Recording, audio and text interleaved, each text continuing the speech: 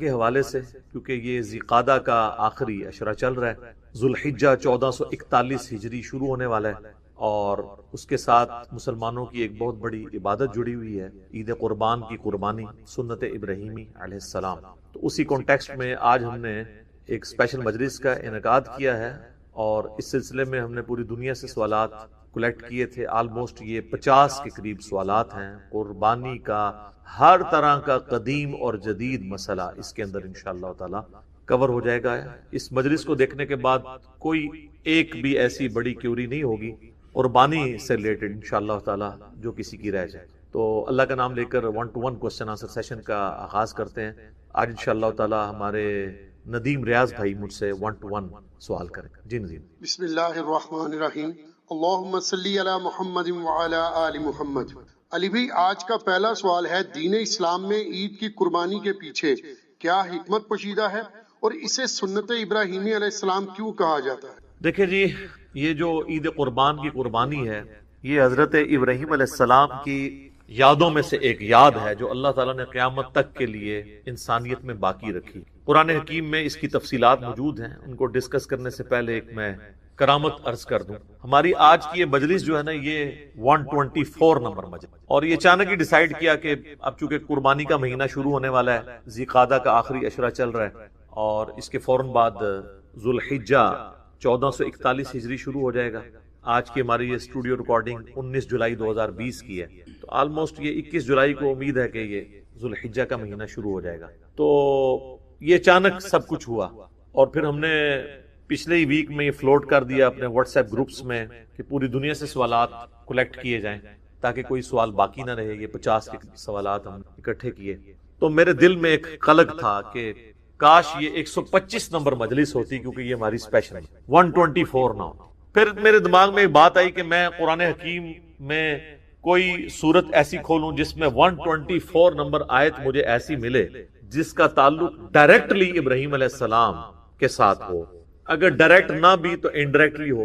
تو یہ اللہ کی طرف سے کرامت ہوئی کہ سورۃ البقرہ جب میں نے کھولی نا، تو اس کی آیت نمبر 124، اور ہماری آج کی مجلس بھی مجلس نمبر 124، وہ اسپیسیفکلی ابراہیم علیہ السلام کی ساری قربانیوں کو ایک جگہ پہ اللہ تعالیٰ نے ڈسکس کیا ہے۔ سورۃ البقرہ آیت نمبر 124، اعوذ باللہ من بسم اللہ الرحمن الرحیم، وَإِذِ ابْتَلَىٰ إِبْرَاهِيمَ رَبُّهُ بِكَلِمَاتٍ فَأَتَمَّهُنَّ، اور جب آزمایا ابراہیم کو اس کے رب نے جن باتوں، فَأَتَمَّهُنَّ، وہ تمام باتوں میں پورا اترے۔ ابراہیم علیہ السلام کی اللہ تعالیٰ ہمارا جب بھی آزمائش کی گئی، وہ آزمائش میں 100/100 نمبر لے کے کامیاب ہوا۔ قَالَ إِنِّي جَاعِلُكَ لِلنَّاسِ إِمَامًا، یہ اسی آیت ہے۔ تو ہم نے بھی پھر کہا کہ ابراہیم، ہم تمہیں پوری انسانیت کا امام بنائیں گے۔ قَالَ وَمِن ذُرِّيَّتِي، تو انہوں نے عرض کیا، اے اللہ میری اولاد کا کیا بنے؟ قَالَ لَا يَنَالُ عَهْدِ الظَّالِمِينَ، اللہ نے فرمایا تمہاری اولاد میں جو ظالم لوگ ہیں نا، ان تک میرا یہ وعدہ نہیں پہنچے گا۔ یعنی اس میں امپلائیڈ ہے کہ جو ظالم نہیں ہوں گے ان تک وعدہ پہنچ، بنی اسرائیل میں پہنچا ہے، انی فضلتکم علی العالمین، اور اس کے بعد بنو اسماعیل میں ہمارے محبوب صلی اللہ علیہ وآلہ وسلم آئے، اور یہ سارا معاملہ آگے۔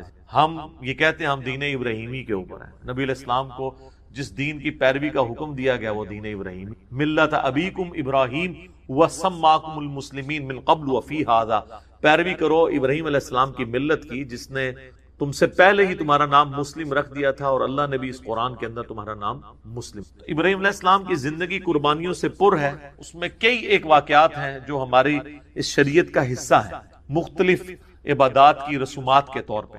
انہی میں سے ایک عبادت جو ہے وہ حج کی عبادت بھی ہے، اور اس میں اللہ تعالیٰ نے قربانی کی سنت کو قیامت تک کے لیے باقی رکھا۔ اسپیسیفکلی تو یہ حج والوں سے ریلیٹڈ ہے۔ اب جو لوگ حج کے لیے نہیں جا سکتے، صاحب استطاعت نہیں، تو ان کے لیے پوری دنیا میں سنت ابراہیمی کو جاری کر دیا گیا عید قربان کی قربانی کی صورت میں۔ تو اس کے پیچھے جو اللہ تعالیٰ نے ایک ظاہری سبب بنایا حضرت ابراہیم علیہ السلام کی قربانی کا، اس کا ذکر سورہ الصافات کی آیت نمبر 100 سے آنورڈ موجود ہے۔ پارہ نمبر 23 کے اندر ابراہیم علیہ السلام کے اس واقعے کا ذکر ہے جس کی وجہ سے یہ سنت باقی رکھی گئی، اس میں اس کا ذکر بھی آ جائے گا۔ ابراہیم علیہ السلام کے بارے میں اللہ تعالیٰ فرماتا ہے کہ جب وہ اپنی قوم کو چھوڑ کے اتنی قربانیوں کے ساتھ نکلے، ہجرت انہوں نے اختیار کی، تو انہوں نے اللہ کے حضور دعا کی، ربی حب لی من الصالحین، اے میرے رب مجھے صالحین میں سے اولاد عطا فرما۔ 87 ایئرز ایج ہو چکی ہے ابراہیم علیہ السلام کی، بے اولاد ہے، 87 سال، بیوی بھی بڑھیا ہو چکی ہے، 80 پلس ہے۔ اب وہ اللہ سے دعا کر رہے ہیں اللہ مجھے اولاد دے۔ 87 سال کی عمر میں ان کو اولاد ملتی ہے، اور وہ بچہ جب 12 سال کا ہوتا ہے، چلنے پھرنے کے قابل ہوتا ہے ان کے ساتھ۔ ابراہیم علیہ السلام کے بڑھاپے کا سہارا، 99 ایئرز ان کی ایج ہو چکی، اس وقت اللہ تعالیٰ کی طرف سے ایک حکم آ جاتا ہے انتہائی آزمائش کا۔ تو اللہ تعالیٰ ہمارا فبشرناہ بغلام حلیم، ہم نے انہیں ایک حلم والے بچے کی بشارت دی، بڑا صابر بچہ تھا۔ فلما بلغ معہ السعی، جب وہ ان کے ساتھ چلنے پھرنے کے قابل ہوا، یعنی 12 سال کی اس کی عمر ہوئی۔ اب یہ بچہ کون سا ہے اس میں اختلاف ہے، ایٹ لیسٹ مسلمانوں میں اہل سنت اور اہل تشیع تو اس پہ متفق ہیں آلموسٹ آج کی ڈیٹ میں، کہ یہ حضرت اسماعیل علیہ السلام ہے، جن کی نسل سے ہمارے محبوب صلی اللہ علیہ وآلہ وسلم پیدا ہوئے۔ لیکن اہل سنت میں ہی ایسے ائمہ ہیں جو یہ مانتے ہیں کہ اس سے مراد حضرت اسحاق ہے، اور یہودیوں کا بھی یہ موقف ہے۔ بلکہ المستدرک الحاکم میں آپ کو کئی ایک روایتیں بھی ایسی ملیں گی، اگرچہ ان کی سند صحیح نہیں ہے لیکن اہل سنت کی کتابوں میں تو موجود ہے۔ اور اس سے بھی بڑھ کر امام طبری، ابن جریر طبری، جو اہل سنت کے پہلے مفسر ہیں، پہلے 300 سال کے مسلمانوں میں آتے ہیں، انہوں نے جو تفسیر ابن جریر جسے طبری کی تفسیر کہا جاتا ہے، اس میں انہی آیات کے کانٹیکسٹ میں وہ تو وثوق کے ساتھ کہتے ہیں کہ ذبیح اللہ جو ہے حضرت اسحاق ہے۔ اس حوالے سے سب سے جو انٹلیکچوئل بحث ہے وہ آپ کو تفہیم القرآن میں ملے۔ مولانا مودودی نے قرآن حکیم کی آیات سے ڈائریکٹلی تو ظاہر ثابت نہیں ہوتا، انڈائریکٹلی قرائن کے ذریعے ثابت کیا ہے کہ موسٹ پروبیبل ذبیح اللہ جو ہیں حضرت اسماعیل علیہ السلام۔ اس کے باوجود ہمارے اسلاف میں بعض لوگ حضرت اسحاق کو ذبیح اللہ مانتے ہیں، جس طرح کہ یہودیوں میں۔ اس سے کوئی فرق نہیں پڑتا، کیونکہ اس میں اصل میں بتایا جا رہا ہے کہ یہ ابراہیم کی قربانی ہے، چاہے ان کا وہ بیٹا اسحاق تھا، اسماعیل تھا، اس سے کوئی فرق نہیں پڑتا، اصل ابراہیم کے لیے امتحان تھا، اسی پہ ایمفسائز کیا۔ تو اللہ تعالیٰ ہمارا جب چلنے پھرنے کے قابل ہوا، قال یا بنی، تو ابراہیم علیہ السلام نے کہا اے میرے بچے، انی ارا فی المنام، میں نے خواب میں دیکھا ہے۔ یاد رکھیے گا نبیوں کا خواب وحی الہی ہوتا ہے، بخاری مسلم دونوں میں حدیث ہے کہ نبوت کا 46واں حصہ ہے خواب، انبیاء کے خواب میں شیطانوں کو دخل نہیں۔ انی اذبحک فانظر ماذا ترى، میں یہ دیکھ رہا ہوں کہ میں تمہیں خواب میں نے دیکھا کہ میں تمہیں ذبح کر رہا ہوں، تو بتاؤ تمہاری کیا رائے ہے۔ اب ظاہر ہے وہ بھی نبی کا بچہ تھا، اسے پتا تھا کہ جب نبی کو خواب دکھایا گیا تو اللہ تعالیٰ پریکٹیکلی یہ قربانی چاہتا۔ ظاہر ہے کہ اب وہ اس ماں کی اولاد ہے کہ جس کو بیابان میں سورہ ابراہیم میں آتا ہے کہ حضرت ابراہیم علیہ السلام ایک بالکل بیابان جگہ میں مکے کے اندر چھوڑ کے چلے گئے اللہ تعالیٰ کی توکل کے اوپر۔ قال یا ابت افعل، انہوں نے کہا اے میرے ابا جان کر گزری ما تؤمر، جس کا اللہ نے آپ کو حکم دیا۔ ستجدونی انشاءاللہ من الصابرین، انشاءاللہ آپ مجھے صابروں میں پائیں گے، آپ کو جو آپ کے رب کا حکم ہے وہ کر گزر۔ اللہ اکبر۔ فلما اسلما وتلہ للجبین، جب ان دونوں نے سر تسلیم خم کیا۔ اچھا اللہ تعالیٰ اب دونوں کا ذکر، یعنی حضرت ابراہیم بھی اور ان کا بچہ بھی، اسماعیل ہوں یا اسحاق کوئی بھی، دونوں نے اللہ کے حضور سر تسلیم خم کیا۔ وَتَلَّهُ لِلْجَبِينِ، اور ماتھے کے بل لٹا دیا حضرت ابراہیم نے اپنے بچے۔ ماتھے کے بل اس لیے لٹایا کہ کہیں غلطی سے میری نظر بھی چہرے کی طرف نہ پڑے اور شفقت پدری جو ہے وہ کہیں پہ ٹریگر نہ کر جائے، تو میں دیکھوں بھی نہ۔ وَنَادَيْنَاهُ أَن يَا إِبْرَاهِيمُ، تو اللہ تعالیٰ ماتا ہے این اس موقع پہ جب وہ چھری چلانے لگے، ہم نے پکارا کہ اے ابراہیم قد صدقت الرؤیا، بے شک تو نے سچا کر دکھایا اپنا خواب۔ انا کذالک نجزی المحسنین، بے شک ہم اس طریقے سے ہی جزا دیا کرتے ہیں محسنین کو۔ یعنی حضرت ابراہیم نے تو اپنے بچے کی لائف اور اپنی وہ محبت سٹیک پہ لگا دی تھی، بس وہ آخری لمحہ تھا نا، ادھر تک اللہ تعالیٰ لے آیا ایج کے اوپر جا کے۔ ان ھذا لہو البلاء المبین، اللہ تعالیٰ فرما رہا ہے یہ بہت ہی بڑی آزمائش تھی جو ہم نے ابراہیم پہ ڈالی۔ یار جس کو اللہ کہہ رہا ہے کہ یہ بہت بڑی آزمائش تھی، وہ آزمائش کتنی بڑی ہے، اور اس میں حضرت ابراہیم کی کتنی تعریف بیان ہوئی۔ اللہ، تو اللہ تعالیٰ فرما رہا ہے وَفَدَيْنَاهُ بِذِبْحٍ عَظِيمٍ، تو ہم نے اس سے فدیہ اس کی جگہ ایک بہت بڑی عظیم قربانی کا بنا دیا، یعنی وہ آسمان سے اللہ کی طرف سے ایک مینڈا نازل ہوا۔ وَتَرَكْنَا عَلَيْهِ فِي الْآخِرِينَ، اور ہم نے اس سنت کو باقی رکھا آنے والوں میں۔ سلام علی ابراہیم، سلامتی ہو ابراہیم۔ کذالک نجزی المحسنین، اسی طریقے سے ہم اپنے نیکوکار بندوں کو بدلہ دیا کرتے ہیں۔ انہو من عبادنا المؤمنین، بے شک وہ ہمارے عبادت گزار بندے۔ اور اگر آپ کا ٹوائلٹ اور واش روم اکٹھا ہے تو اس میں یاد رکھیں جس سیٹ پہ آپ بیٹھتے ہیں نا صرف وہی ٹوائلٹ ہے، اس کے ساتھ جو باقی باتھ روم ہے نا وہ واش روم ہے، وہاں آپ کلمہ بھی پڑھ سکتے ہیں، وہاں بسم اللہ بھی پڑھ سکتے ہیں، وہ پاک جگہ ہے۔ ایون آپ ٹوائلٹ کے دروازے سے اندر جا کے اس سیٹ پہ بیٹھنے سے پہلے دعا پڑھ سکتے ہیں۔ ہاں جی، میں آپ کو بتاؤں، پہلی بات یہ ہے کہ ایک چیز ہے تقوی، ایک ہے فتویٰ۔ فتوے میں تو کسی کے نزدیک قبلہ رخ پاؤں کرنا گناہ نہیں ہے۔ میرا ایک یوٹیوب پہ کلپ ہے قبلہ کی طرف تھوکنا، ٹھیک ہے، یہ آپ یوٹیوب پہ لکھیں تو میں نے اس میں تھوکنے کا مسئلہ، پیشاب کا مسئلہ بتایا۔ پیشاب کرنا قبلہ رخ حرام ہے، اس میں دو موقف ہیں محدثین کے۔ ایک کا موقف یہ ہے کہ اوپن ایئر میں حرام ہے، کنٹرول انوائرمنٹ میں جائز ہے، یعنی اگر کمرہ جو ہماری کنٹرول انوائرمنٹ ہوتی ہے۔ دوسروں کا موقف ہے کہ نہیں مطلقاً، میرا بھی ان کے ساتھ ہے اور میں نے دلیل دی ہے کہ ابو ایوب انصاری رضی اللہ تعالیٰ عنہ یا سعد ابن ابی وقاص ابو ایوب تھے جو مصر گئے تو انہوں نے کہا میں تمہارے ٹوائلٹس کا کیا کروں، بخاری مسلم میں آتا ہے یہ سارے قبلہ رخ بنے ہوئے ہیں تو مجھے ٹیڑھے ہو کے بیٹھنا پڑتا ہے اور پھر میں اللہ سے معافی بھی مانگتا ہوں۔ تو اگر کوئی ٹوائلٹ بنے ہوئے ہیں ادھر ٹیڑھا ہو کے بیٹھے، ہم لوگ تو پہلے اس چیز کا اہتمام کرتے ہیں۔ رہا پاؤں کرنے کا مسئلہ، پاؤں کے بارے میں کوئی حدیث نہیں ہے۔ تھوکنے کے بارے میں ابو داؤد میں ہے کہ ایک شخص نے قبلہ رخ تھوکا تھا، نبی علیہ السلام نے اس کو امامت سے ہٹا دیا تھا، ٹھیک ہے۔ تھوکنا منع ہے، پیشاب کرنا منع ہے، پاؤں قبلہ رخ کرنا اس کے بارے میں کوئی حدیث نہیں ملتی، لیکن مزاج رسول سے یہی لگتا ہے کہ یہ بھی منع تو ہم نہیں کہتے لیکن پسندیدہ نہیں ہے۔ اور وہ آپ کبھی عربیوں کو دیکھیں نا، تراویح کے بعد سلام پھیر کے سیدھی ٹانگیں ایسے کعبے کی طرف کر لیتے ہیں وہ میں تک ایک بندہ کہتا ہے یار اسی تو ایڈی دور نہیں کرتے ایتھے بیٹھ کے کرتے رہے، ٹھیک ہے۔ تو وہ بات تو ٹھیک ہے کہ یار اس طرح کرنے کی ضرورت کیا ہے، آپ نے خام خواہ اپنے لیے ازمائش ڈالی ہوئی ہے۔ تو اگر اس طرح کی کوئی چیزیں ہیں مجھے بتائیں، اگر بیڈ کے پاؤں قبلے کی طرف ہوتے ہیں تو بیڈ نے آپ کو پکڑا تو نہیں ہوا کہ سر تو ضروری اتنے رکھنا ہے، لک مشکار رکھنا ہے نا، صرف بیڈ صرف آپ سے یہ ڈیمانڈ کرتا ہے کہ لک مشکار ہونا چاہیے، تو تسی سر ادھر کر لو تو تکیا اتنے رکھ لو، کیڑا مسئلہ، لک تو مشکار ہی رہے گا۔ بیڈ آپ کو ساری دور کرنے کی اجازت دیتا ہے، لک نہیں کرن دے گا، وہ کہے گا لک مشکار ہے۔ نہیں پیر صاحب اگر سرانے ستے ہوئے نے تو اللہ تو بندے پھر تو تانوں بیڈ تے سونے نہیں چاہیے، زمین تے سو، تو پھر جس پاس مرضی لات کر لو۔ قطب ستاری کی طرف ہو، جھوٹ ہے، میں نے اسی کلپ میں بتایا کہ بھی قطب ستارے کی کوئی اس طرح کی وقت نہیں آئی ہے، انہوں نے وہ غوث قطب ابدال کی وجہ سے قطب سمجھ لیا اس کو، تو قطبی ستارے کا مسئلہ ہی کوئی نہیں ہے۔ اگر کسی مسجد میں زیادہ اچھا اہتمام ہے، آپ کے گھر میں گیزر نہیں ہے، مسجد میں ہے، صاف ستھرا ہے، بیٹھ کے وضو کر سکتے ہیں، جس طرح ہم لوگ تو ابھی یونیورسٹی سے اپنے آفیسز سے عادی ہو چکے ہیں واش بیسن میں وضو کرنے کا، یعنی میں کھڑے ہو کے وضو کرنے کو کمفرٹیبل سمجھتا ہوں۔ بعض لوگ کہتے ہیں خلاف سنت ہے، خلاف سنت نہیں ہے، اس میں کوئی آپ سے سامنے کوئی اس طرح کی وہ تو کل کو میں کہوں گا بغیر پوزے اور لوٹے کے وضو کرنا خلاف سنت ہے، ٹوٹی خلاف سنت نہیں ان کو نظر آ رہی ہے، کھڑے ہو کے خلاف سنت ہے۔ بھئی کھڑے ہو کے جن چیزوں سے منع کیا گیا تھا وہ منع کر دیا گیا، کھڑے ہو کے ایسی جگہ پہ پیشاب کرنا کہ چھینٹے پڑے وہ منع ہے۔ اگر آپ کے اوپر چھینٹے نہیں پڑتے یا غسل کے دوران کھڑے ہو کے پیشاب کرتے ہیں اور بعد میں اپنا جسم دھو لیتے ہیں تو کھڑے ہو کے پیشاب کرنا بھی سنت ہے، بخاری میں حدیث ہے، امام ترمذی نے باب باندھا ہے کہ کھڑے ہو کے پیشاب کی ممانعت، اس کے بعد انہوں نے باب باندھا ہے کہ اس کی رخصت، مرد کے لیے کھڑے ہو کے پیشاب کرنا بھی سنت ہے اگر اس کے جسم کے اوپر چھینٹے نہ پڑے، یعنی بلندی سے وہ نیچے کی طرف، نبی علیہ السلام نے خود کیا مرد کے لیے، عورت کے لیے تو ظاہر امپاسبل نہیں ہے۔ اچھا ضروری ہے اور ان کا اچھا ہے فائدہ نہیں، صرف جب آپ پیشاب کے لیے جائیں گے پھر ہی دعا مانگیں گے نا، اس کے علاوہ نہیں۔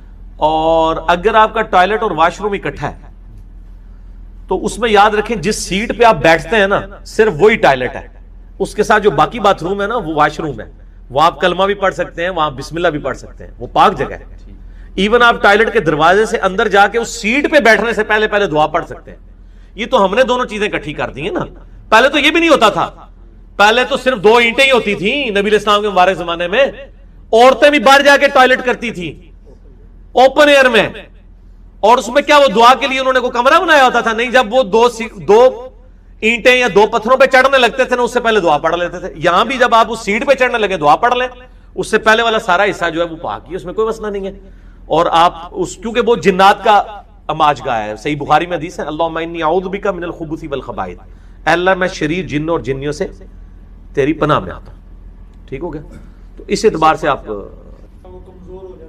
یہ مجھے پتا ہے صوفیوں کی روایتیں ہیں کہ جو جو اس کے بعد وہ کہتے ہیں ٹائلٹ والی جگہ پہ غسل کرنے سے بھی عقل زائل ہونے کا خدشہ ہے. ان کو کہیں کہ اب آپ اپنی عقل کا علاج کرائیں. ٹائلٹ میں کوئی بھی شخص وضو کرتا ہی نہیں ہے. بتائیں کون ٹائلٹ میں وضو کرتا ہے؟ آپ نے جس کو ٹائلٹ ڈکلیئر کر دیا اسے ٹائلٹ تو نہیں ہو جانا. ٹائلٹ شریعت کی روح سے صرف وہ سیٹ ہے WC اور وہ کمبورڈ ہے جس پہ آپ بیٹھتے ہیں. اس کے باہر جتنی جگہ وہ ٹائلٹ نہیں ہے. اگر کہیں وہ بھی ٹائلٹ ہے ہم نے ڈکلیئر کیا ہوا آپ کے ڈکلیئر کرنے سے تو نہیں ہوگا. ان کو پوچھے کہ نبی علیہ السلام کے مبارک زمانے میں تو صرف 2 اینٹوں اور پتھروں پہ بیٹھتے تھے تو ٹائلٹ پیچھے سے سٹارٹ ہوتا تھا, اوپن ایئر میں بیٹھ کے کرتے تھے تو وہ تو پھر سارا ہی ٹائلٹ ہو گیا. ٹھیک ہے نا, یہ بات بالکل غلط ہے. تو وہ کوئی عقل نہیں زائل ہوتی ہے اس جگہ پہ, اور اس جگہ بیٹھ کے کوئی بھی نہیں وضو کرتا. میں نے آج تک کوئی بندہ نہیں دیکھا کہ WC کی سیٹ پہ بیٹھ کے وضو کر رہا ہوں. وہ لادہ سے وہ لگا ہوا ہوتا ہے واش بیسن, تو اس میں شمار ہی نہیں ہوتا. یہ میں آلریڈی کئی بار ڈسکس کر چکا ہوں. ہاں جی, کیا وہ لوگ پڑھ لکھ گئے ہیں مرزا صاحب, پڑھ لکھ گئے لوگ. اب آ جائیے دوسری چیز کی طرف جو ہے وضو.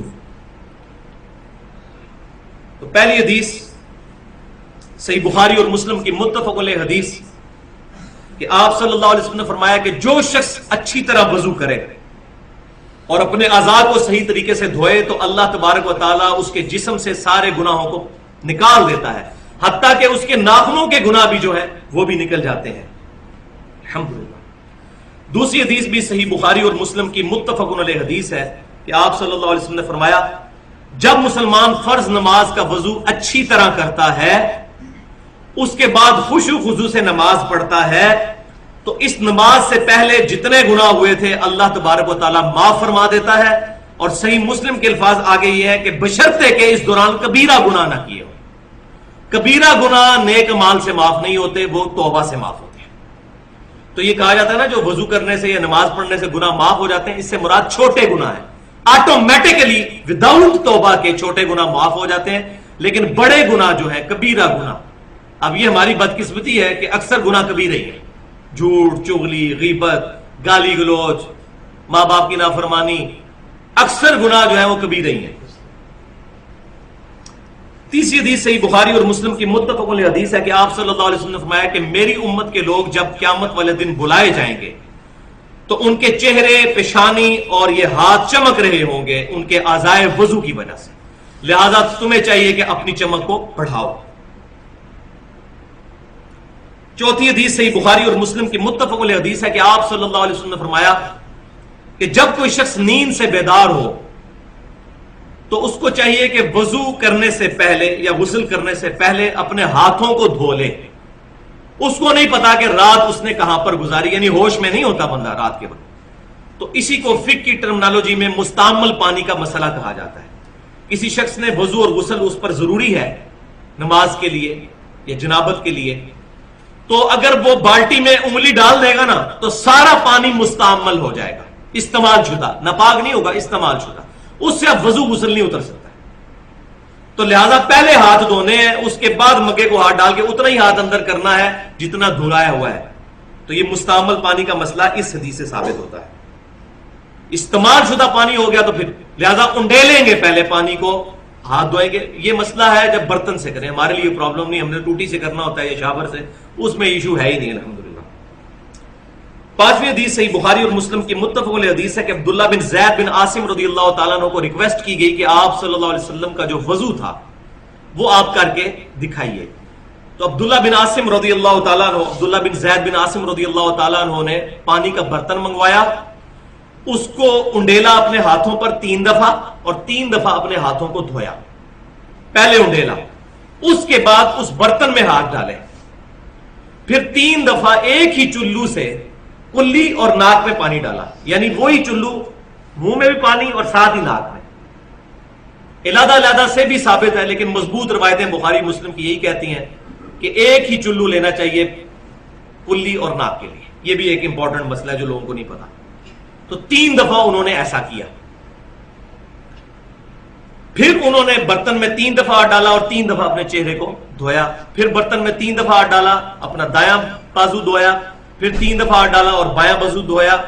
پھر آپ رضی اللہ تعالیٰ عنہ نے پانی لے کر ہاتھ پر ڈال کر اپنے دونوں ہاتھوں سے پورے سر کو, یہ پیشانی سے لے کر پیچھے تک یوں لے کے گئے اور پھر آگے لے کر آئے. اس طریقے سے سر کا مسح کیا.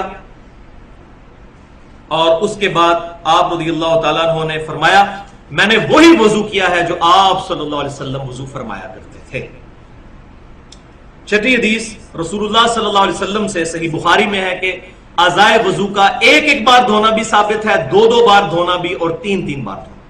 قرآن پاک میں تو ایک دفعہ کا ذکر آیا ہے، لیکن احادیث میں تین تک بھی ثابت ہے، تین تین دفعہ بھی دھویا جا سکتا ہے۔ اب کچھ احادیث وضو میں احتیاط سے متعلق، یہ بہت امپورٹنٹ احادیث ہے۔ پہلی حدیث صحیح مسلم سے کہ مکہ سے مدینہ شریف کی طرف جاتے ہوئے آپ صلی اللہ علیہ وسلم نے راستے میں ایک جگہ پڑاؤ کیا تو صحابہ اکرام علیہم رضوان نے وضو کیا عصر کی نماز ادا کرنے کے لیے۔ تو کچھ صحابہ نے تیزی میں وضو کیا اور ان کی ایڑیاں جو ہیں وہ چمکتی ہوئی نظر آ رہی تھی۔ تو آپ صلی اللہ علیہ وسلم نے فرمایا کہ بے شک ایڑیوں کو خشک رہنے کی وجہ سے عذاب دیا جائے گا، وضو احتیاط کے ساتھ کیا کرو۔ تو اس سے بھی یہ بات پتہ چل گئی کہ وضو میں پاؤں کا دھونا ہی ضروری ہے، اور اس میں ایڑیوں کی خصوصاً سخت جگہ ہوتی ہے، اور سردیوں کے موسم میں اس کو صحیح طریقے سے ملنا چاہیے۔ دوسری حدیث جامعہ ترمذی اور سنن ابن ماجہ میں ہے کہ آپ صلی اللہ علیہ وسلم نے فرمایا کہ جب کبھی بھی تم وضو کرو تو اپنے ہاتھ اور پاؤں کی انگلیوں کا خلال بھی کرو۔ ہاتھ جب دھوئیں گے تو ہاتھ کی انگلیوں کا خلال کریں گے، اور جب پاؤں دھوئیں گے تو پاؤں کی انگلیوں کا بھی خلال کریں گے۔ اب احتیاط کا مطلب یہاں پر میں ایک چیز بتا دوں کہ یہ وضو کرتے ہوئے احتیاط کا مطلب اسراف بھی نہیں ہونا چاہیے اور کنجوسی بھی نہیں ہونی چاہیے، کیونکہ صحیح حدیث ہے، بخاری اور مسلم کی متفق علیہ حدیث ہے کہ آپ صلی اللہ علیہ وسلم ایک مد پانی سے وضو فرما لیا کرتے تھے، 600 گرام، یعنی آپ کی جو 1.5 لیٹر کی بوتل ہے اس کو آدھا کر لیں، اس سے آپ صلی اللہ علیہ وسلم وضو فرما لیا کرتے تھے۔ جامعہ ترمذی، سنن ابی داؤد اور سنن ابن ماجہ میں حدیث ہے، یہ تیسری حدیث کہ آپ صلی اللہ علیہ وسلم اپنے ہاتھ کی چھوٹی انگلی کے ساتھ پاؤں کی انگلیوں کا خلال فرمایا کرتے تھے اور پاؤں کی انگلیوں کو دھویا کرتے تھے۔ پانچویں حدیث جامعہ ترمذی، سنن نسائی اور سنن ابن ماجہ کی ہے کہ آپ صلی اللہ علیہ وسلم جب سر کا مسح فرماتے تو شہادت کی انگلی سے کانوں کے اندر کا بھی مسح فرماتے۔ یہ کان بھی چونکہ سر کے اندر ہی داخل ہے، قرآن پاک میں ذکر نہیں، لیکن یہ کان سر کے اندر ہی داخل ہوتے ہیں، اس لیے اس کا مسح بھی ہوگا اس طریقے سے، اور انگوٹھوں کے ذریعے کان کی پشت کا مسح فرماتے ہیں۔ لیکن یہ جو گردن کا مسح ہے یہ کسی ضعیف حدیث سے بھی ثابت نہیں ہے۔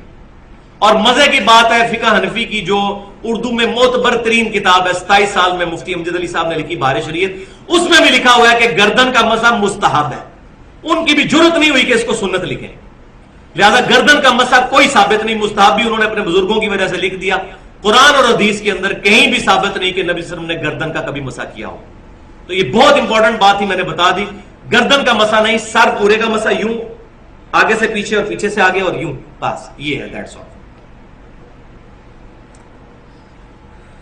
چھٹی حدیث سنن نسائی میں اور سنن دارمی میں صحیح سند کے ساتھ کہ سیدنا علی رضی اللہ تعالیٰ عنہ نے دائیں ہاتھ سے ناک میں پانی ڈالا اور بائیں ہاتھ کی چھوٹی انگلی سے ناک کی صفائی کی۔ تو اس سے یہ بات پتہ چلی کہ ناک کو بائیں ہاتھ سے صاف کرنا چاہیے۔ ساتویں حدیث جامعہ ترمذی اور سنن نسائی کے اندر موجود ہے کہ ابو حیا تابعی رحمۃ اللہ علیہ کہتے ہیں کہ سیدنا علی رضی اللہ تعالیٰ عنہ نے ہمیں ایک دفعہ مکمل وضو کر کے دکھایا پریکٹیکلی، جس میں آپ رضی اللہ تعالیٰ عنہ نے 3 دفعہ چہرے کو دھویا، 3 دفعہ پہلے ہاتھوں کو دھویا، پھر 3 دفعہ چہرے کو دھویا، بیچ میں کلی اور ناک والا بھی معاملہ۔ اس کے بعد آپ رضی اللہ تعالیٰ عنہ نے 3 دفعہ دونوں ہاتھوں کو بازوؤں سمیت دھویا، پھر پورے سر کا 1 دفعہ مسح کیا، پھر 3 دفعہ اپنے پاؤں کو دھویا۔ لہذا سیدنا علی سے بھی پاؤں دھونا ہی ثابت ہے، ہمارے پاس جو صحیح سند سے روایتیں پہنچی ہیں، یہ خصوصاً میں اہل تشیع کے حوالے سے بات کر رہا ہوں۔ اور پھر آپ رضی اللہ تعالیٰ عنہ نے وضو کا بچا ہوا پانی کھڑے ہو کر پیا، یہ بھی سنت ہے کہ لوٹے میں جو پانی بچ جائے اس کو کھڑے ہو کر پینا، زمزم کو کھڑے ہو کر پینا اور وضو کے بچے ہوئے پانی کو کھڑے ہو کر پینا سنت ہے۔ اور پھر سیدنا علی نے فرمایا کہ میرا وضو کرنے کا ارادہ نہیں تھا، میں نے صرف اس لیے وضو کیا کہ تاکہ تمہیں دکھاؤں کہ نبی صلی اللہ علیہ وسلم کس طرح وضو فرمایا کرتے تھے، تعلیم کے طور پر وضو سکھایا۔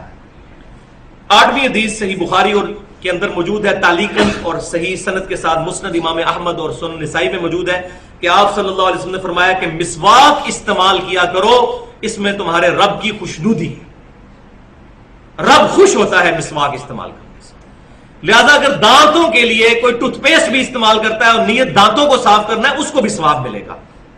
تو ٹوتھ پیسٹ آج کل استعمال کرنا ضروری ہے، کیونکہ ہماری غذائیں بھی بڑی مرغن ہو چکی ہوئی ہیں، بہت چکنائی والی غذائیں. ٹوتھ پیسٹ اپنی جگہ استعمال کریں اور وضو کے ساتھ مسواک کو بھی استعمال کریں تاکہ اس کا ثواب بھی ملے، کیونکہ سنت ہے. اور صحیح بخاری اور مسلم کی متفق علیہ حدیث ہے کہ آپ صلی اللہ علیہ وسلم نے فرمایا، اگر مجھے امت کی مشقت کا خیال نہ ہوتا تو میں امت کو حکم دے دیتا کہ وہ مسواک کریں، ہر نماز کے ساتھ، ہر وضو کے ساتھ. لیکن آپ صلی اللہ علیہ وسلم نے امت پر شفقت فرمائی اور اس چیز کو obligatory نہیں رکھا، آپشنل رکھ دیا. لیکن اس سے یہ رزلٹ نہیں نکالنا چاہیے کہ انسان اس سنت کو چھوڑ دے. اس کا یہ مطلب ہے کہ سنت بہت اہم ہے، اس پر عمل کیا جائے. اب 16ویں حدیث صحیح مسلم میں ہے کہ نبی صلی اللہ علیہ وسلم نے فرمایا کہ جو شخص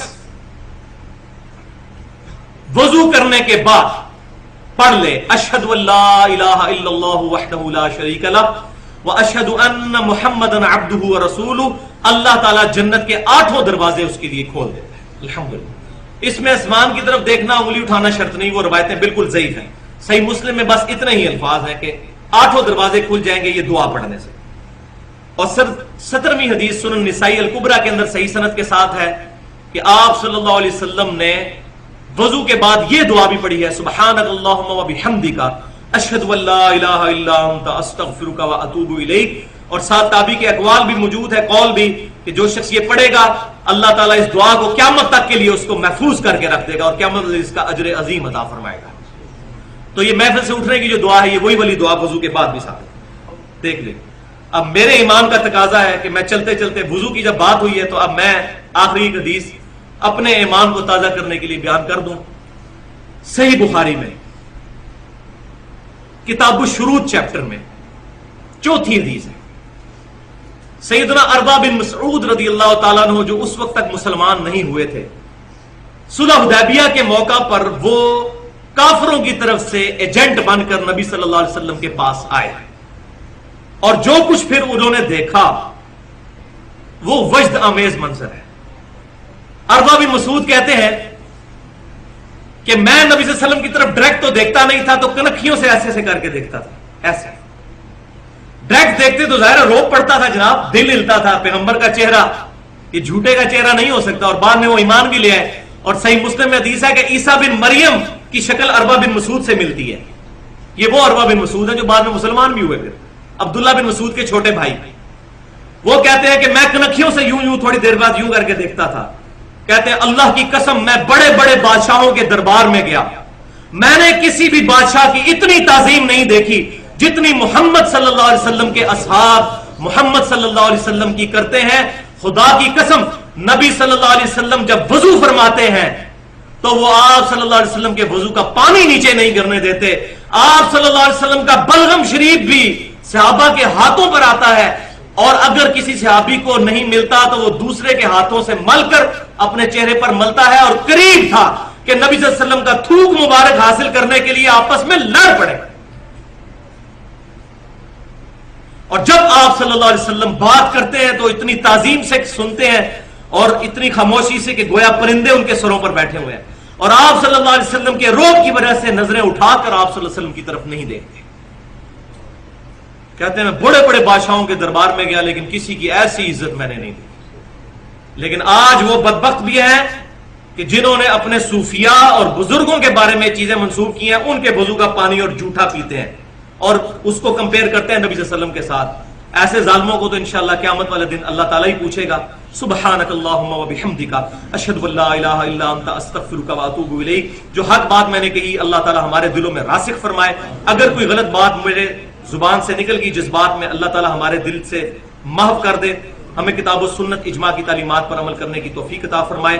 بخاری اور مسلم دونوں میں حدیث ہے کہ اللہ کا ذکر کرنے والا زندہ کی مثل ہے اور ذکر نہ کرنے والا مردہ کی مثل ہے. یعنی وہ زندہ لاش ہے جو اللہ کا ذکر نہیں کرتا. جامعہ ترمذی میں حدیث ہے، ایک صحابی حاضر ہوئے، یا رسول اللہ مجھے کوئی ایسی نصیحت کریں کہ اس کے بعد مجھے کسی چیز کی ضرورت نہ رہے.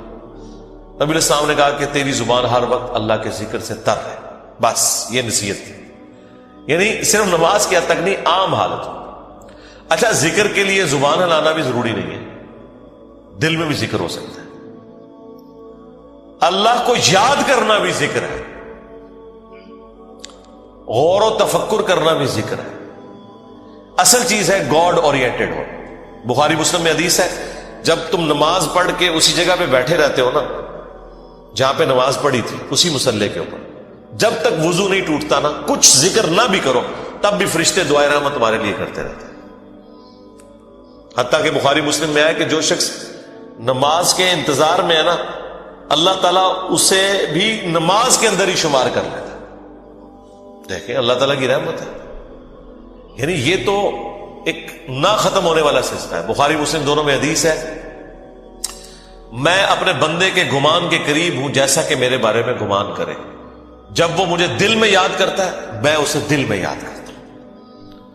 جب وہ مجھے کسی مجلس میں یاد کرتا ہے نا تو میں اسے بہتر مجلس میں اسے یاد کرتا ہوں. جب وہ میری طرف ایک بالش بڑھتا ہے میں اس کی طرف ایک ہاتھ بڑھتا ہوں.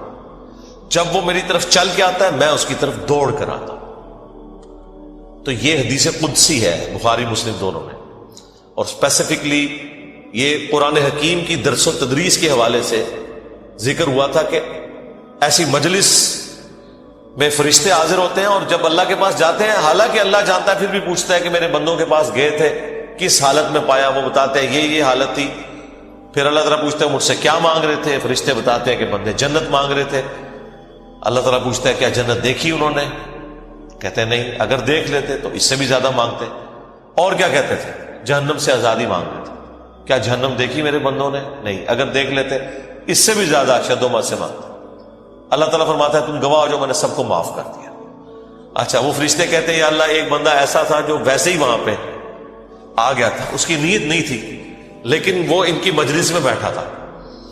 اللہ تعالیٰ فرماتا ہے کہ یہ لوگ ہی ایسے ہیں کہ جو ان کی مجلس میں بھی بیٹھ جائے گا ان کو بھی میں نے بخش دیا.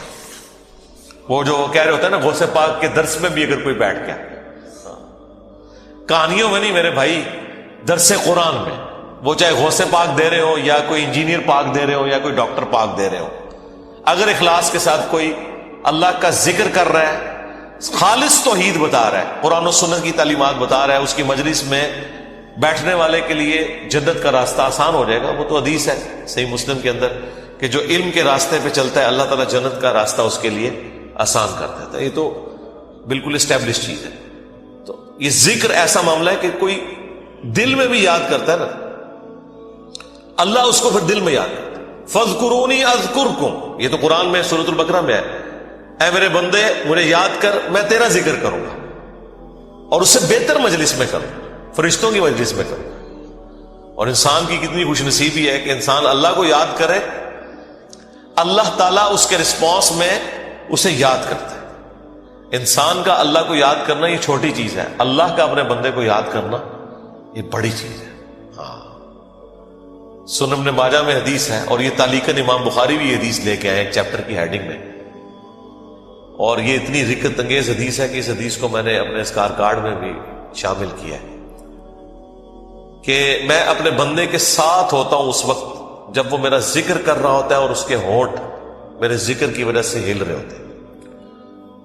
زبان سے ذکر کرنا یہ سب سے افضل ذکر ہے کیونکہ اس میں آپ کی زبان، اعضاء، دل، دماغ سب کچھ شامل ہو جاتے ہیں. دل میں بھی ذکر کرنے کا ثواب ہے لیکن زبان سے کرنا افضل ہے. اسی لیے آپ دیکھیں جو آبلیگیٹری چیزیں ہیں وہ اللہ تعالیٰ نے زبان کے ساتھ جوڑ دی ہیں. یعنی نماز آپ دل میں نہیں پڑھ سکتے، زبان سے پڑھنی ہے اور کم از کم اتنی آواز سے کہ وہ خود آپ محسوس کر رہے ہو. محسوس سے مراد یہ نہیں ہے کہ 10 نمازی دیر تک سن رہے ہیں، نہیں، محسوس سے مراد ہے کہ آپ کو فیل ہو رہا ہے کہ آپ کو اپنی زبان سے پڑھ رہے ہیں. اس طریقے سے جانور قربان کرنا ہے تو تکبیر اتنی آواز سے کہنی ہے کہ آپ کے کان خود سن رہے ہو. جو آبلیگیٹری چیزیں ہیں وہ اللہ تعالیٰ نے زبان کے ساتھ جوڑی ہوئی. زبان کا ذکر بہرحال دل کے ذکر سے افضل ہے. باقی ریاکاری والا جو ایشو ہے وہ ہر شخص کا ایک پرسنل معاملہ ہے، کسی کے اوپر ہم فتویٰ نہیں لگاتے.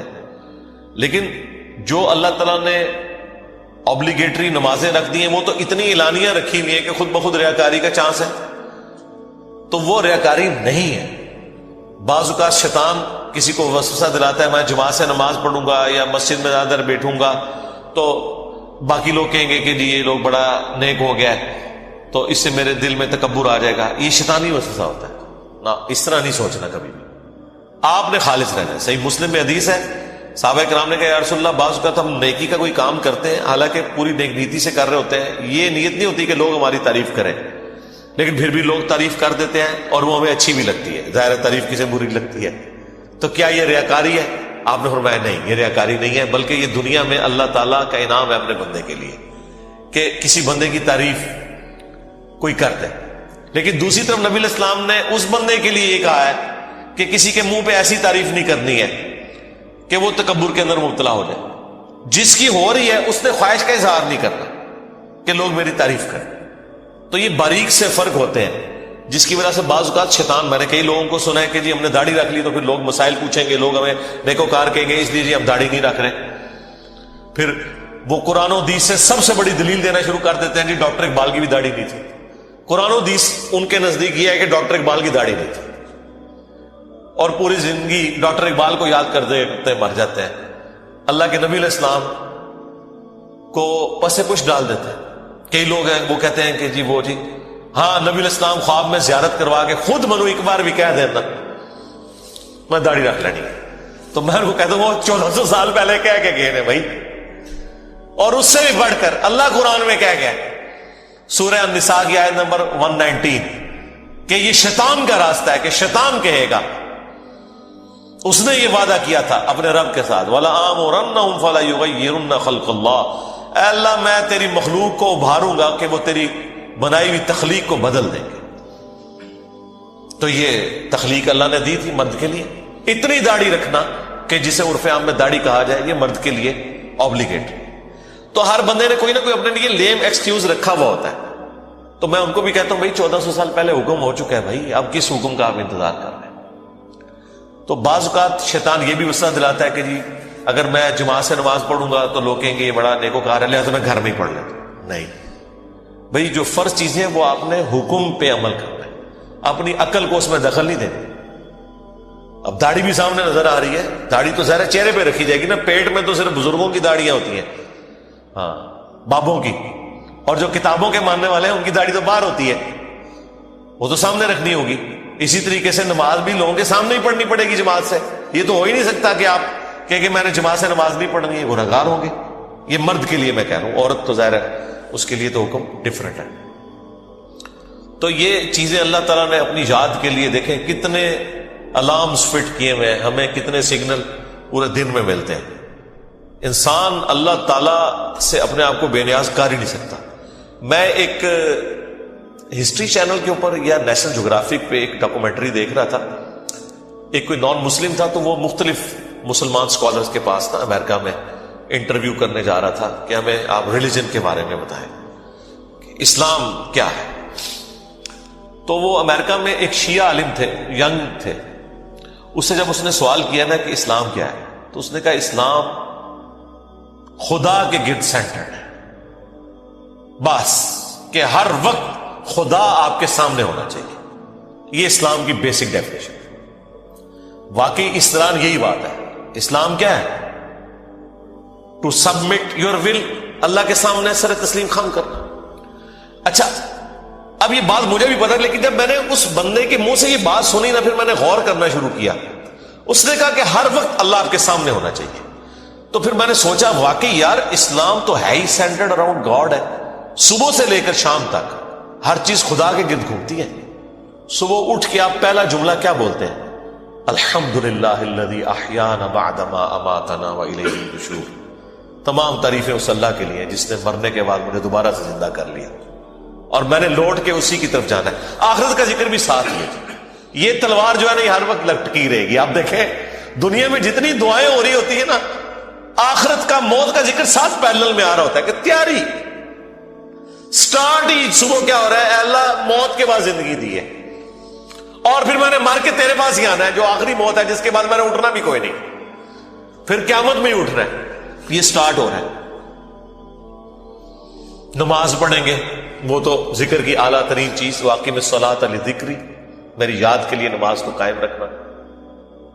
اور نماز کے بعد بھی اذکار، نماز کے اندر بھی اذکار، مسجد میں جانے کی دعا وہ بھی گاڈ اورینٹڈ، مسجد سے نکلنے کی دعا، ٹوائلٹ گئے ہیں تو اس میں جانے کی دعا، اس سے نکلنے کی دعا، پھر گھر سے نکلے ہیں پھر اللہ کو یاد کر کے نکلے ہیں، جہاں جا رہے ہیں اپنا کوئی کام سٹارٹ کر رہے ہیں تو اللہ کے نام سے سٹارٹ کر رہے ہیں، اور ساتھ یہ ٹینشن لگی ہوئی ہے کہ فجر تو پڑھ لی ہے، اب زور کا وقت اتنے بجے ہے، اپنے آپ شیڈیول کو سیٹ کرتے ہیں تاکہ میں جماعت سے نماز پڑھ سکوں، تو بس جو یہ شیڈیول طے کر رہا ہے نا وہ بھائی فجر سے لے کے زور تک نماز کی حالت میں ہے، کیونکہ وہ نماز کے انتظار میں بیٹھا ہے۔ نماز کے انتظار میں بیٹھنے کے لیے مسجد میں بیٹھنا ضروری نہیں ہے، کوئی اپنے آفس میں بھی بیٹھا ہے نا اس انتظار میں کہ میں نے نماز کے لیے جانا ہے، وہ نماز کے انتظار میں بیٹھا ہوا ہے، پھر نماز کا وقت آ جاتا ہے، پھر بازار میں جانے کی دعا، سواری پہ بیٹھے تو اس پہ دعا، وہ ساری دعائیں ذرا آپ پڑھیں، کوئی بزرگ بابا آپ کو ان دعاؤں میں نظر نہیں آئے گا،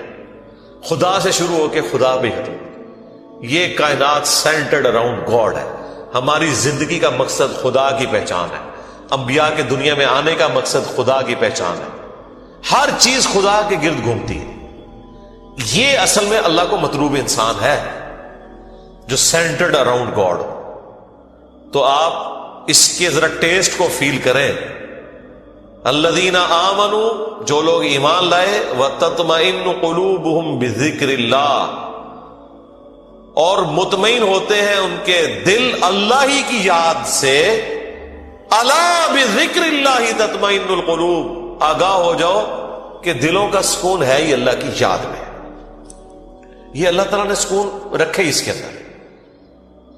سکون سے مراد یہ نہیں ہے کہ دنیا میں آپ کو کوئی پریشانی نہیں آئے گی، اگر یہ مطلب ہو تو انبیاء کرام نے تو سب سے زیادہ بے سکونی دیکھی، ہر آزمائش اللہ تعالیٰ نے ان کے اوپر ڈالی ہے اور وہ ثابت قدم رہے۔ مراد یہ کہ اگر کوئی آزمائش آئے گی تو وہ برداشت کرنا آسان ہو جائے گی۔ پھر دنیا حسنہ کیا ہے کہ دنیا میں اگر تکلیف بھی آئے تو صبر آ جائے گا کہ اللہ کی مرضی، انا للہ و انا الیہ راجعون۔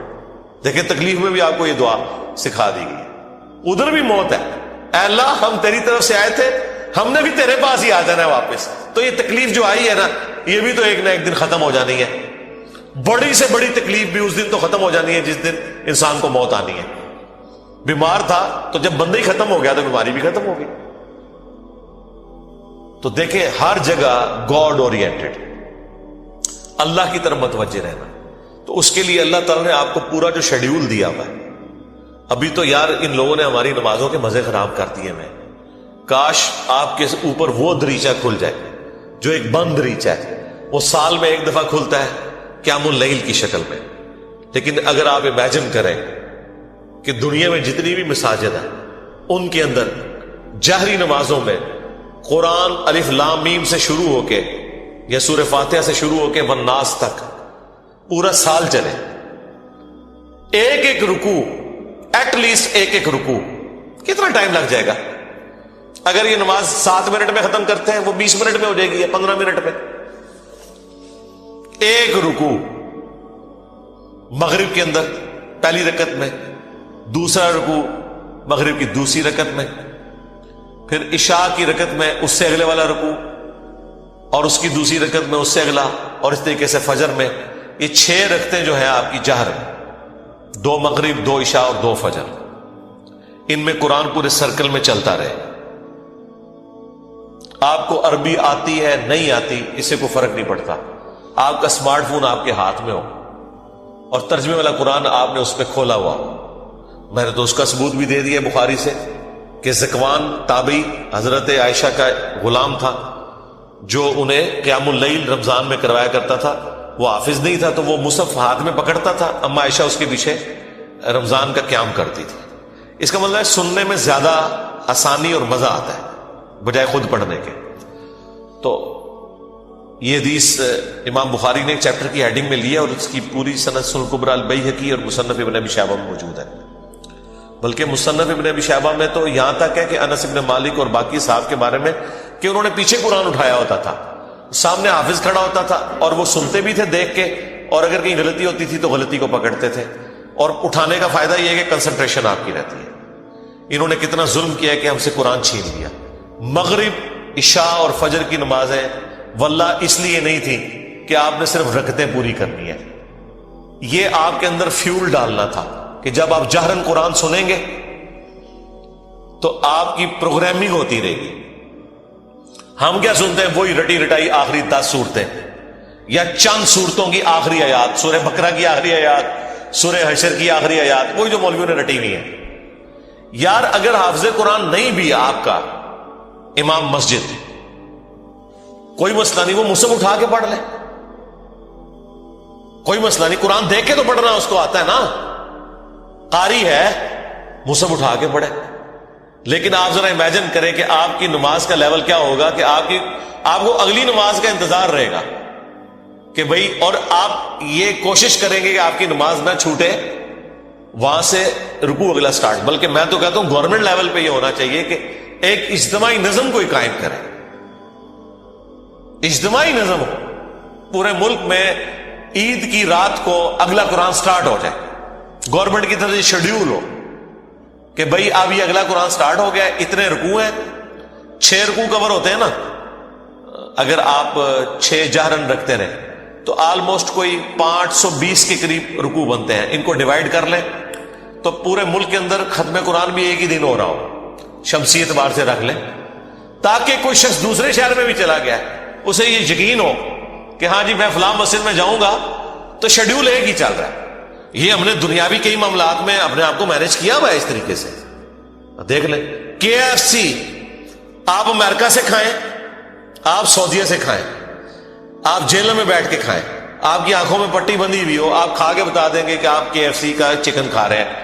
اس سے قطع نظر کہ آپ دنیا میں کہاں بیٹھے ہوئے. 66,000 آؤٹ لیٹس ہیں ان کی دنیا میں. یہ بھی پرانا فگر ہے، اب تو پتہ نہیں اس سے زیادہ ہی نہ ہوگی ہو. ایک ذائقہ دیا نا پوری دنیا کے اندر. اس طرح کے کئی شیڈیول ہیں، اور اگر یہ تھوڑی سی ایفرٹ پٹ کر لی جائے تو سرکار آپ کو کوئی اپنے بچوں کو توحید سکھانے کی ضرورت نہیں ہے. توحید خود بخود وہ سیکھ جائیں گے. پورے دورہ قرآن بھی نہیں ہوگا، انہیں پتا چل جائے گا کہ سب کچھ فراڈ چل رہا ہے. قرآن تو کوئی اور ہی بات کرتا ہے. یہی وجہ ہے کہ جو غیر مسلم ملکوں میں لوگ جاتے ہیں نا، وہاں جب ان کا نان مسلم لوگوں سے واسطہ پڑتا ہے تو پھر ان کو بھی تھوڑی شرم آتی ہے کہ یار وہ جب پوچھتے ہیں ہاں جی اسلام کیا ہوگا تو ہم تو پتہ ہی کچھ نہیں. پھر قرآن ترجمے سے پڑھتے ہیں تو آپ دیکھتے ہیں کہ یہاں داڑھی بھی نہیں ہوتی، وہاں سے داڑھی بھی رکھ کے آ جاتے ہیں، نماز بھی شروع کر دیتے ہیں، قرآن بھی پڑھ لیتے ہیں اور گمراہ بھی ہو جاتے ہیں. یعنی ادھر والوں کی نظر میں وہ کہتے ہیں یار یہ کیا کہانیاں تم لوگوں نے دین، قرآن میں تو یہ کچھ اور لکھا ہوا ہے. تو اگر یہ شیڈیول گورنمنٹ کر دے، یہ کوئی مشکل کام ہے؟ مجھے بتائیں. چلے پردہ رکھنے کے لیے اگر کوئی جعلی حافظ بھی ہے، گورنمنٹ کہہ دے کہ ٹھیک ہے جی مصحف اٹھائیں، مصحف اٹھا کے پڑھیں، پردے کا پردہ رہ جائے گا. اگر کسی کو یہی ہے کہ میں تو حافظ بن کے یہاں بھرتی ہوا تھا، ہے کوئی نہیں تھا، کوئی مسئلہ نہیں ہے، مصحف اٹھا کے پڑھیں. پیچھے بھی لوگ ایئر فلائٹ موڈ میں دیکھیں اور ترجمے والا قرآن کھولیں. جب قرات ہو رہی ہوتی ہے اتنا آپ کو ٹائم مل جاتا ہے کہ آپ عربی اور نیچے ترجمہ بھی دیکھ سکتے ہیں. ویسے آپ اگر کوشش کریں نا کہ میں 6 رکوع روز کے ایک جگہ بیٹھ کے ترجمے سے پڑھوں، پھر پڑھ بیٹھے دوسری، کوئی نہ کوئی کام آپ کے آڑے آ جائے گا، کوئی نہ کوئی مصروفیت آڑے آ جائے گی. اسی لیے اللہ تعالیٰ نے اس کو نماز کا حصہ بنایا ہے. یہ لوگ پوچھتے ہیں کہ جی جہرن نمازیں کیوں ہیں؟ لو سن لو پھر اس واسطے کہ جہرن کہ قرآن کے ذریعے پروگرامنگ آپ کی ہوتی رہے، آپ قرآن سنتے رہیں. اور ابھی تو میں آپ کو یہ بتا ہی نہیں رہا کہ نبی علیہ السلام کی نماز کتنی لمبی ہوتی تھی. فجر کی ایٹ لیسٹ 40 منٹ کی آپ کی فجر کی نماز ہوتی تھی. جی ہاں، میں تو ایک ایک رکوع کی بات کر رہا ہوں، وہاں تو پاؤ یا آدھا پارا پڑھنے کی بات ہے یا پارا پڑھنے کی بات ہے. چلے وہ نہیں ہے، ایک رکوع بھی کسی کی ہدایت کے لیے کافی ہے. بھائی 6 رکوع تو کور ہو گئے نا. 6 رکوع کا مطلب ہے کہ ایک پاؤ سے زیادہ اس کا پارا ہو گیا. ہر 4 دن کے اندر ایک پارا ختم ہو جایا کرے گا، ہر 4 دن کے اندر ایک پارا. تو اس کا مطلب ہے کہ یہ ایک مہینے کے اندر آلموسٹ کتنے پارے ہو جائیں گے جی؟ 7 پارے. اور 4 مہینے کے اندر آلموسٹ آپ کا ایک قرآن مکمل ہو جایا کرے گا.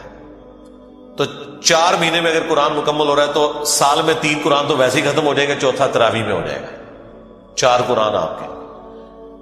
تو سرکار ایک سال نہیں، ایک دفعہ بھی قرآن سے کوئی گو تھرو ہو گیا. اور پھر اللہ نے کیا اس میں مزہ رکھا ہے کہ اتنی موٹی کتاب ہے کہ بوریت بھی نہیں ہوتی. آپ جتنا بھی پڑھ لینا دوبارہ اس سورت تک پہنچنے کے لیے اتنا وقت گزر چکا ہوتا ہے کہ جب آپ وہ دوبارہ پڑھتے ہیں آپ کو بالکل نئی لگ رہی ہوتی ہے. اگر یہ چھوٹی سی کتاب ہوتی ہے تو 2-4 بار پڑھ کے کوئی بوریت والا معاملہ ہو جاتا. لیکن اللہ تعالیٰ نے یہ چیز بھی رکھی، اتنی موٹی کتاب، اور ایک ایک صورت میں ایسی ملٹی ڈائریکشنل چیزیں رکھ دی ہیں، واقعات علیحدہ سے رکھ دیے، حکمت کی باتیں الگ سے رکھ دی، آخرت کا ذکر علیحدہ سے رکھ دیا، ہر اعتبار سے اس میں ٹیسٹ رکھا. تو یہ قرآن ہماری زندگی میں آ سکتا تھا. اور یہ ویڈیو تو میں نے بہت پہلے ریکارڈ کی ہے کہ قرآن کو اپنی زندگی میں کیسے لایا جائے. میرے نزدیک تو اس کے علاوہ کوئی چارہ نہیں. یاد رکھیں، جو چیز آپ اپنی روٹین میں لانا چاہتے ہیں نا، کہ آپ اسے روزانہ کریں، تو پھر آپ اسے زندگی کی اس چیز کے ساتھ جوڑ دیں جس کے اوپر آپ کی زیرو ٹالرنس ہے، تو وہ آپ کی زندگی کا حصہ بن جائے گی. مثلا بڑے لوگ پوچھتے ہیں بڑی کوشش کی تھی، 1 مہینے تک واک کرتے رہے فجر کے بعد، بس پھر بعد میں نہیں واک ہو سکی، ٹائم ہی نہیں ملتا. تو میں ان کو کہتا ہوں آپ اس کو اپنی روٹین میں جوڑیں. روٹین آپ کی کیا ہے؟ نماز مسجد میں جا کے پڑھتے ہو؟ ہاں جی، بس موٹر سائیکل نہیں اب لے کے جانا، پیدل جانا ہے مسجد میں. فجر کی نماز کے لیے بھی پیدل جانا ہے. اپنی روٹین میں آپ جانا ہی جانا ہے. اگر مسجد 15 منٹ کی مسافت کے اوپر ہے، چاہتے نہ چاہتے 15 منٹ کی آپ کی واک ہو جائے گی. اور اس کو آپ کو یاد کر کے نہیں کرنا پڑے گا، سوائے اس کے کہ آپ نے جانا ہے تو آپ نے پیدل جانا ہے. یا عشاء کے وقت آپ ٹائم رکھنا چاہتے ہیں تو اپنی واک کا ٹائم وہ رکھ لیں، اور 5 نمازیں پیدل جا کے پڑھیں. تو آپ ذرا کیلکولیٹ کریں، ہر نماز کے ساتھ جانے اور آنے میں آپ کی واک اٹیچ ہو جائے گی، کیونکہ آپ نے روٹین کا حصہ بنا لیا. جو انسان کو اسپیشل کام کرنا پڑتا ہے نا، اس میں انسان کو تردد ہوتا ہے. لیکن جو انسان اپنی روٹین میں شامل کر لیتا ہے، بس یہ قرآن بھی میں کہتا ہوں آپ اپنی روٹین میں شامل کریں. اور اس کو شامل کرنے کا طریقہ یہی ہے کہ فرض نمازوں میں امام مسجد کی منت مارنی پڑے، کوئی مٹھی گرم کرنی پڑتی ہے اس کی، کریں اسے کہ بھائی یار چل کچھ نہیں تو فجر میں تو شروع کر یار، مغرب عشاء میں نہیں کر سکتا. میں آپ کو بتاؤں، ہمارے اسلام آباد میں پنڈی میں ایک مسجد ہے، وہ روٹین کے ساتھ پچھلے کئی سالوں سے ان کی فجر کی نماز میں آلموسٹ 1 پاؤ قرآن کور کرتے ہیں، اور پورا سال ان کا قرآن چلتا رہتا ہے. سب کو پتا ہوتا ہے کل یہاں سے شروع ہو رہے ہیں، لوگ پڑھ کے آتے ہیں گھر سے بھی ایک وہ اس کا ٹیسٹ فیل کرتے ہیں. تو یہ تو مسلسل آپ کی روٹین میں جب قرآن آئے گا تو یہ وہ ساری گناہ، وہ ساری برائیاں جن کو چھوڑنے کے لیے آپ کو ایک ایفرٹ پٹ کرنی پڑتی ہے، وہ آٹومیٹکلی آپ کی زندگی سے نکلتی چلی جائے گی. جس طرح آپ نے دیکھا کہ بعض لوگ ایسے ہوتے ہیں، بڑی ان کی شاہانہ زندگی ہوتی ہے، لیکن کبھی ان کے اوپر کوئی غم کی کیفیت ٹوٹتی ہے، بالکل بھی زندگی میں سادگی آ جاتی ہے. پھر آہستہ آہستہ وہ دنیا سے ریٹائر ہونا شروع ہو جاتے ہیں، ایک غموں کا پہاڑ گرتا ہے، آخرت اورینٹڈ ہو جاتے ہیں آہستہ آہستہ آہستہ آہستہ. اگر آپ خدا کے ساتھ اٹیچ ہو جائیں گے، قرآن کے ساتھ اٹیچ ہو جائیں گے، تو ایٹ لیسٹ گناہ کا تو تصور بھی دور کی بات ہے، آپ اس طرف جانے کا سوچیں گے نہیں، کیونکہ ہر وقت یہ آخرت کی یاد دلانے والی چیز آپ کے سر کے اوپر لٹکتی رہے گی. قرآن کی تلاوت سے دلوں کا زنگ کیوں دور ہوتا ہے؟ آخرت اورینٹڈ ہوتا ہے. تلاوت سے اس لیے کہ آپ جب قرآن کی تعلیمات کو سمجھیں گے، ذرا عربیوں کو تو تلاوت ہی کہنا تھا نا، انہوں نے تو ترجمہ نہیں کرنا تھا. اور تلاوت کا ایک معنی فالو کرنا بھی ہوتا ہے. ایک ہوتا ہے قرات کرنا اور ایک ہے اس کے پیچھے پیچھے چلنا. تو یہ ترجمے والا قرآن سمارٹ فون نے تو زندگی آسان کر دی ہے. میں کہتا ہوں اس سائنس نے ہماری دنیا تو آسان کی ہے، جو ہماری آخرت آسان کرتی ہے. آپ امیجن کریں اس یوٹیوب کی برکت سے صدیوں میں جتنے لوگوں نے توحید قبول کی ہے، چند سالوں میں ہمارے پلیٹ فارم سے کر لی ہے، جو امید ہی کوئی نظر نہیں آ رہی تھی. اور یہ آپ نہ سمجھیں یہ لوگ ہیں، یہ نسلیں ہیں. ہاں آپ ان کو ملٹی پلائی کریں تو یہ ساری سائنس کی برکت ہے. آج دین کتنا سیکھنا آسان ہے، اور اس پہ عمل کرنے کے لیے آپ کو موٹیویٹ کرنے کے لیے کتنے والنٹیئر اویلیبل ہیں اگر آپ خدا کے ساتھ کمیٹڈ ہیں. اللہ تعالیٰ ہمیں ہر وقت اپنی یاد میں رہنے کی توفیق دے.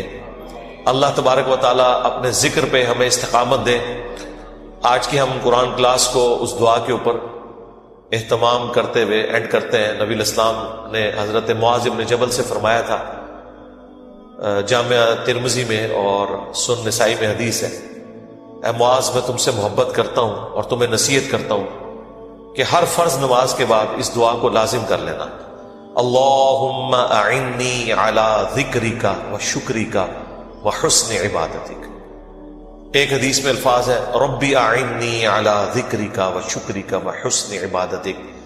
اے اللہ میں تیری مدد مانگتا ہوں میری مدد فرما اس بات پر کہ میں تیرا ذکر کروں، تیرا شکر کروں اور بڑے احسن طریقے سے تیری عبادت کرتا رہوں پورے پروٹوکول کے ساتھ، اس میں تو میری مدد فرما۔